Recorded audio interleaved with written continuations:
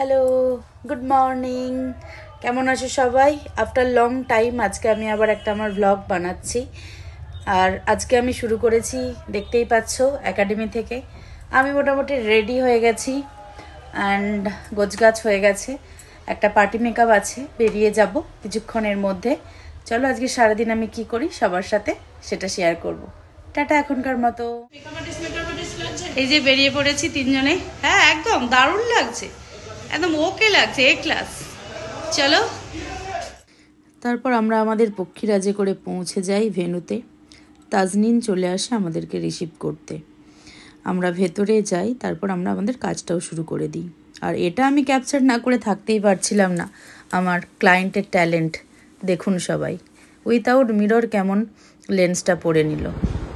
তারপর আমি আমার কাজটা শুরু করে দিই। কেন কি প্রথমে তাজনিন একা মেকআপটা করবে বলেছিল, পরে কিন্তু আমাদের মেকআপ এতটাই পছন্দ করে ওরা, ওর দিদিও আমাদের কাছে কিন্তু মেকআপটা করে। তো একটা স্টেপ আমি করে নিই 1 by 1, অ্যান্ড আমাকে হেল্প করছিল মৌসুমি আর স্বদেশনা।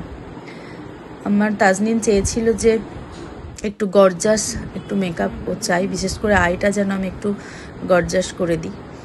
আর ওর ড্রেস অনুযায়ী ও এটাই চেয়েছিল যে আমার বেশ মেকআপ দিদি সাটেল হবে, কিন্তু আমার আই মেকআপ কিন্তু একটু গর্জাস হবে। তারপরে এই যে দিদি চলে এসেছিল, দিদির মেকআপটাও আমি কমপ্লিট করি।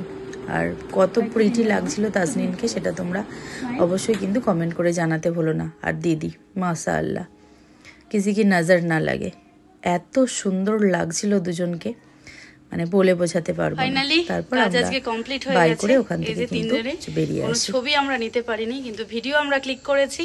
পুরো ভিডিওটাই আমরা এডিট করব। এন্ড আজকের জন্য টাটা টাটা গাইস, টাটা।